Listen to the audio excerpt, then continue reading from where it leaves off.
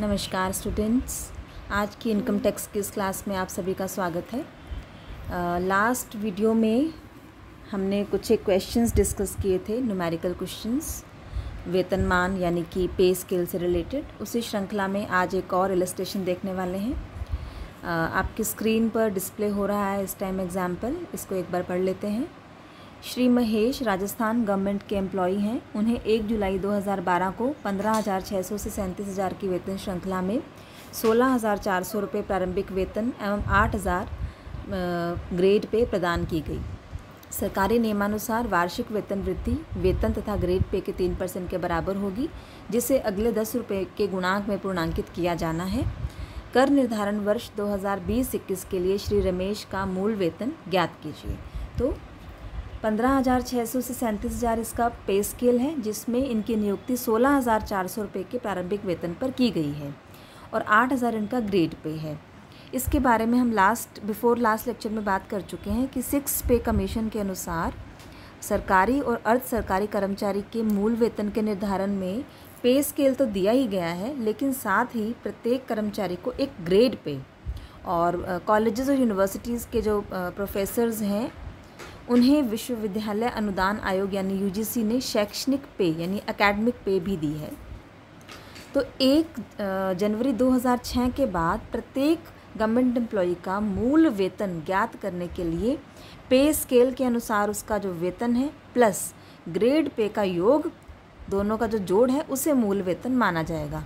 और जो वेतन वृद्धि है वो इस प्रकार जो ये वेतन आएगा, वेतनमान के अनुसार वेतन प्लस ग्रेड पे, उन दोनों का जो जोड़ होगा उसके 3% के बराबर इंक्रीमेंट होगा, ठीक है, जिसे अगले 10 रुपये के अगले गुणांक में परिवर्तित किया जाता है। हालांकि क्वेश्चन में दे रखा है, और जो ये इंक्रीमेंट है ये हर साल 1 जुलाई को ही प्रदान किया जाएगा, ठीक है। तो इसके अकॉर्डिंग हम सॉल्यूशन देखते हैं। हमें असेसमेंट ईयर 2020-21 के लिए मिस्टर रमेश की बेसिक सैलरी ज्ञात करनी है। ये मिस्टर महेश हैं एक्चुअली। देन जैसा कि हम जानते हैं कि गवर्नमेंट एम्प्लॉयज़ के लिए हमें प्रीवियस ईयर जो लेना है वो लेना है मार्च 2019 से फरवरी 2020। तो इन मंथ्स में इसकी बेसिक पे कितनी रही उसके बारे में हमें वर्किंग नोट बनाकर पहले देखना पड़ेगा। तो जैसा कि इसने जो जॉब जो है ज्वाइन करी है 1/7/12 को, उस समय इसको 16,460 प्रारंभिक वेतन प्लस 8,000 ग्रेड पे दिया गया था। तो दोनों का जोड़ कर लीजिए, यानी कि 1/7/12 से 30/6/13 1 वर्ष के लिए इनका वेतन जो होगा 24,460 होगा। फिर 1 जुलाई 13 को इंक्रीमेंट लगेगा 3%, 24,460 का 3% यानी कि 733 रुपये 80 पैसे। चूँकि अगले 10 रुपये तक इसको हम पूर्णांकित करते हैं तो इसको 740 रुपये हमको कर देना है। ब्रैकेट में मैंने लिखा है 733.80, जिसको राउंड ऑफ करा है 740। ओके, तो ये इसकी 25,200 जो बेसिक पे है ये इसकी 1/7/2013 से 30/6/2014 तक रहेगी। फिर 1 जुलाई 2014 को नेक्स्ट इंक्रीमेंट इनका लगेगा अगेन 3%, 25,200 का 3% यानी कि 756 रुपये, जो कि ब्रैकेट में लिखे हैं मैंने। इसको अगले 10 रुपये तक पूर्णांकित कीजिए 760। तो इस प्रकार अगले पूरे साल यानी कि 1/7/2014 से 30/6/2015 तक इनका जो वेतन है वो 25,960 रुपया रहेगा। तो इस प्रकार हमें हर साल जुलाई में वेतन वृद्धि लगाते हुए 3% से इस प्रकार का एक स्टेटमेंट रेडी कर लेना है। अंतिम मैंने इसमें बेसिक फ्रॉम 1 जुलाई 2019 टू 30 जून 2020 ज्ञात किया है, क्योंकि जो हमारा प्रीवियस ईयर रहेगा असेसमेंट ईयर 2020-21 के लिए जो हमारा प्रीवियस ईयर रहेगा वो होगा हमारा 2019-20। तो हमें जो सैलरीज चाहिए होंगी इसकी वो हमें चाहिए होंगी मार्च 2019 से फरवरी 2020, जो कि इस अंतिम ड्यूरेशन के अंदर आ जाएंगी। तो अकॉर्डिंगली अब हमें स्टेटमेंट बना लेना है। Computation of basic salary of mister Mahesh, it's not Ramesh, it is Mahesh.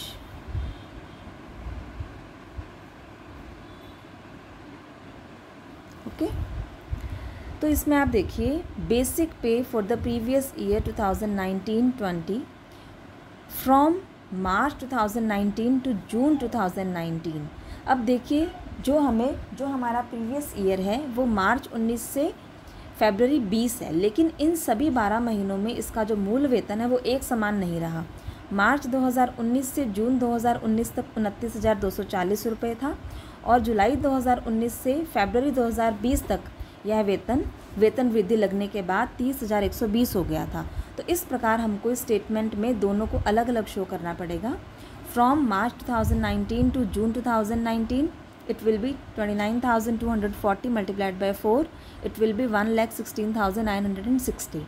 Then from July 2019 to February 2020 it will be 30,120 multiplied by 8, 2,40,960।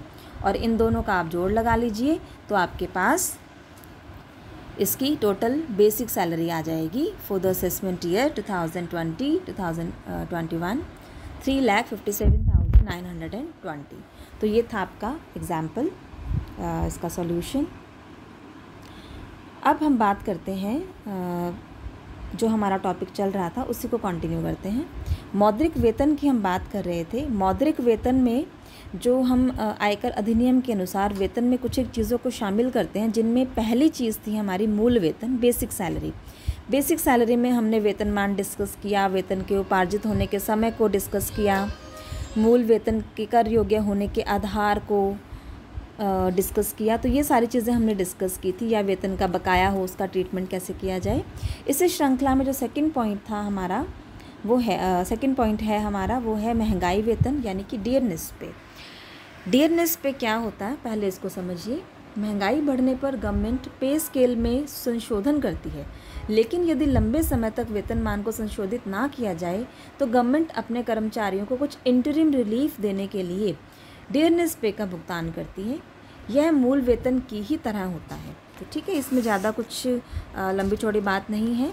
जो ये महंगाई वेतन है इसे हमें मूल वेतन की ही तरह लेना है। ठीक है, इसे मूल वेतन ही माना जाता है। Then commission, fees etcetera. मूल वेतन के अलावा कर्मचारी को अपने एम्प्लॉयर से प्राप्त कमीशन, फीस आदि के रूप में जो मिली राशियां हैं वो भी वेतन से आय में ही शामिल की जाती हैं। ये जो कमीशन या फीस है इनका भुगतान समय के आधार पर यानी कि टाइम बेसिस पर हो सकता है, लाइक मंथली और ईयरली, या फिर सैलरी के एक निश्चित प्रतिशत के रूप में भी ये प्राप्त हो सकते हैं। Then next is bonus. Bonus जो है नियोक्ता द्वारा कर्मचारी को दे बोनस जो है उसे प्राप्ति के आधार पर कर योग्य माना जाता है। ठीक है, यानी कि वास्तव में प्राप्त होने पर ही बोनस को सैलरी में जोड़ा जाएगा। अब हम बात करते हैं भत्तों के बारे में, अलाउंसेस के बारे में। अलाउंसेस यहाँ पर बहुत इम्पॉर्टेंट टॉपिक है, क्योंकि कोई भी क्वेश्चन हम सॉल्व करेंगे वहाँ डिफरेंट काइंड के अलाउंसेस हमको गिवन होंगे, जिनके बारे में हमें पता होना चाहिए कि कौन से अलाउंसेस टैक्सेबल हैं और कौन से एग्जेम्प्टेड या टैक्स फ्री हैं। तो इनके बारे में हमें अच्छी तरह से जानकारी होनी चाहिए। भत्ता होता क्या है? भत्ता एक्चुअली जो एम्प्लॉयर होता है वो कर्मचारी को सेवा की शर्तों के तहत या उससे लिए जा रहे विभिन्न कार्यों की परिस्थितियों को ध्यान में रखते हुए या फिर कर्मचारी की जो रिक्वायरमेंट्स हैं उनकी पूर्ति के लिए उसको क्षतिपूर्ति के रूप में प्रदान किए जाते हैं। सभी प्रकार के जो अलाउंसेस हैं हम इनको 3 कैटेगरीज़ में बांटकर इनका अध्ययन कर सकते हैं। सबसे पहले इसमें फर्स्ट पॉइंट है फुली टैक्स फ्री अलाउंसेस, यानी कि पूर्णतः कर मुक्त भत्ते। दूसरा पार्टली टैक्स फ्री अलाउंसेस, आंशिक कर मुक्त भत्ते। और तीसरा फुली टैक्सेबल अलाउंसेस, पूर्णतः कर योग्य भत्ते। तो इनमें जो फर्स्ट पॉइंट है आज हम इसको डिस्कस कर रहे हैं। फुली टैक्स फ्री अलाउंसेस मतलब पूरी तरह से कर मुक्त भत्ते। इनमें पहला भत्ता है विदेशी भत्ता, यानी कि फॉरेन अलाउंस। यदि सेंट्रल या स्टेट गवर्नमेंट भारत के किसी नागरिक को भारत से बाहर सेवा करने के लिए कोई अलाउंस देती है तो उस कर्मचारी को भारत में सेवा करने पर प्राप्त नहीं होता, तो ऐसा भत्ता पूर्णतः टैक्स फ्री होगा। और यहाँ पर दूसरी बात जो ध्यान देने वाली है वो ये है कि ये कर मुक्ति एक गैर सरकारी या विदेशी नागरिक को प्रदान नहीं की जाती। दूसरा भत्ता जो है उच्च न्यायालय या उच्चतम न्यायालय के जो न्यायाधीश हैं, जो जजेस हैं, उन्हें दिए जाने वाले जो भत्ते हैं वो सभी प्रकार के भत्ते पूरी तरह से कर मुक्त होते हैं। अलाउंसेस टू जजेस of high court and supreme court. Okay, इसको ध्यान रखिएगा। नेक्स्ट है यहाँ पर कर्तव्य पालन हेतु किए गए व्ययों की पूर्ति हेतु विशेष भत्ते।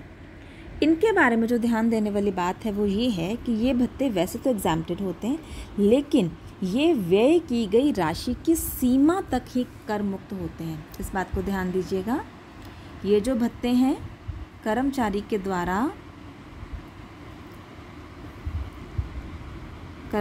द्वारा व्यय की गई राशि की सीमा तक ही कर मुक्त होते हैं।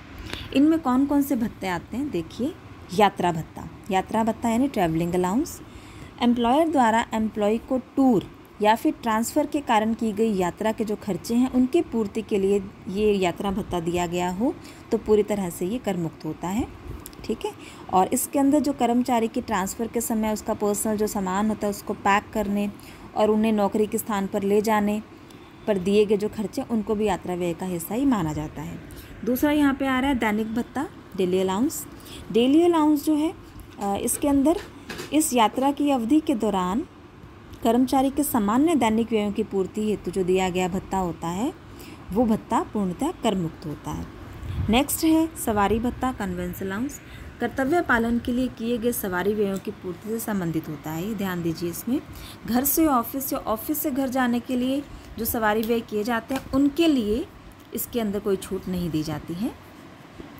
इसके बाद है सहायक भत्ता यानी कि हेल्पर अलाउंस।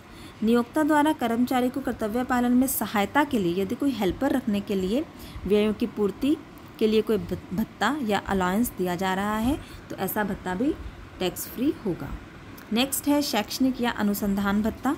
शिक्षण संस्थाएं जो होती हैं, टीचिंग इंस्टीट्यूशंस या जो रिसर्च इंस्टीट्यूशंस होते हैं, उनमें टीचिंग और रिसर्च को, ट्रेनिंग को प्रोत्साहन देने के लिए दिया जाने वाला भत्ता यानी कि एकेडमिक और रिसर्च अलाउंस, ये भी पूरी तरह से टैक्स फ्री होता है। फिर है वर्दी भत्ता। नियोक्ता द्वारा कर्मचारी को कर्तव्य पालन के दौरान जो पहनी जाने वाली यूनिफॉर्म है उसके क्रय और उसके रखरखाव हेतु दिया जाने वाला भत्ता टैक्स फ्री होता है। लेकिन इन सभी भत्तों के बारे में एक बात ध्यान देने वाली है कि ये जितने भी भत्ते हैं ये सब कर्तव्य पालन के लिए जो व्यय हैं उनकी पूर्ति हेतु दिए जाते हैं और ये सारे जो अलाउंसेस हैं केवल व्यय की गई राशि की सीमा तक ही एग्जाम्प्टेड या टैक्स फ्री होते हैं। अगला भत्ता है संयुक्त राष्ट्र संघ के किसी संगठन से प्राप्त भत्ता, ये भी टैक्स फ्री होता है। नेक्स्ट है संघ लोक सेवा आयोग के वर्तमान अध्यक्ष या सदस्यों को प्राप्त होने वाला वाहन व नियामक व्यय भत्ता।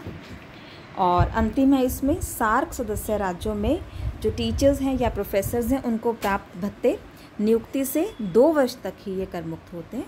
तो ये सारे भत्ते जो थे ये पूर्णतः कर मुक्त भत्तों की कैटेगरी में रखे जा सकते हैं। आज के लेक्चर में हम यहीं तक डिस्कस करेंगे। नेक्स्ट लेक्चर में हम इसमें पार्टली टैक्स फ्री अलाउंसेस और फुली टैक्सेबल अलाउंसेस के बारे में बात करेंगे। आज के लिए इतना ही। Thank you so much.